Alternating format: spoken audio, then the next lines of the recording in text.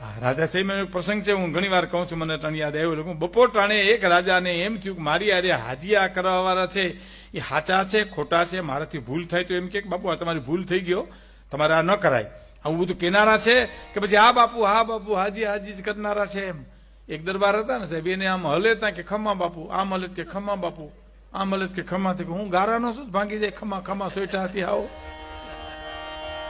આ વાત છે બધાય કે સાચું કેનારા કોઈ છે. અને બપોરનું ટાણું બરાબર સૂર્યનારાયણ માથે આવ્યા અને ત્યારે એ દરબાર રાજા જે હતા એ પ્રગણાના એને માણસોને કીધું, 14 જણા બેઠા હતા એને, કે મને રામદેવ પીર સૂર્યનારાયણમાં દેખાય છે, જુઓ તા. ઉભા થયા બધા, આ બાપુ ઈ રહ્યા રણુજાના રાય જ છે. બેહો બીજાને કે તમે જુઓ, હા બાપુ ઈ ઘોડો ઈ છે, રામાપીરનો જ ઘોડો છે, ચારે પગ ધોળા, ક્યાં બીજા કોઈના છે જ. ઈથી કીધું હા બાપુ ઈ હાથમાં ભાલું રહ્યું. 13 જણાએ કીધું સાહેબ, પણ 14મો હતો ને તરવરિયો જુવાન, એને કીધું નથી બાપુ મને કાંઈ દેખાતું, સૂર્યનારાયણ દેખાય છે, એમાં કશું દેખાતું.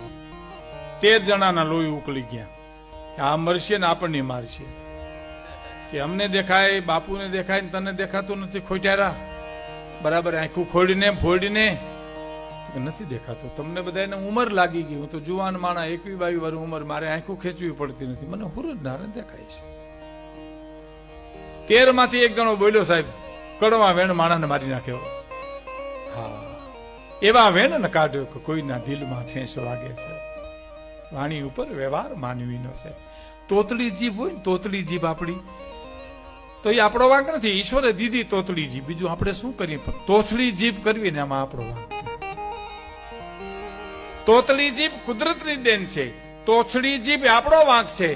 જીભમાં કઈ ઘા લાગ્યો હોય તો ઘા રૂજાઈ જાય, પણ જીભના ઘા જેને લાગે એ કોઈ દી રૂજાય નહીં સાહેબ. એમાં વેણ ને કાઢો કોઈના દિલમાં ઠેસ વાગે. સાહેબ બોલો તો સહજ રીતે કહેતો હતો, મને નથી દેખાતું. આમાં 13 માંથી કોકે કીધું બાપુ આનો બાપે આવો ખોસરો હતો. દીકરા એવા જ હોય ને, તમને દેખાય અમને દેખાય, બીજી ખોટારા નથી દેખાતું લ્યો. અને સાહેબ રૂવાડા થઈ ગયા ઉભા, એ વેણ માર્યું, આનો બાપે આવો હતો, બાપની જ નોકરી મળી હતી, બાપનો જ પટ્ટો મળ્યો હતો. પટ્ટો કમરમાં વાંધો તો ખેંચીને કીધું રાજાને કે લે આ તારી નોકરી, મારું પેટ ની ભરાય તેથી હું ફોડી નાખીશ, ગરીબ ગુજરાન કરી મારી જિંદગી ગુજારીશ, પણ તમારા અનાજ ઉપર જીવું છું ઠાકોર, હું સત્ય તમને જરૂર કહીશ, મને રામદેવ પીર નથી દેખાતા, નથી દેખાતા, નથી દેખાતા. અને તે વખતના ઠાકોરે કીધેલું, રાજાએ કીધું તું જવાન આ પટ્ટો બાંધી લે અને આ 13 ના પટ્ટા ખેંચી લ્યો, અટાણે ને અટાણે, આમ જ કઢી સટાવે અમારા ખૂડ કાઢ્યા છે. બસ હાજી આ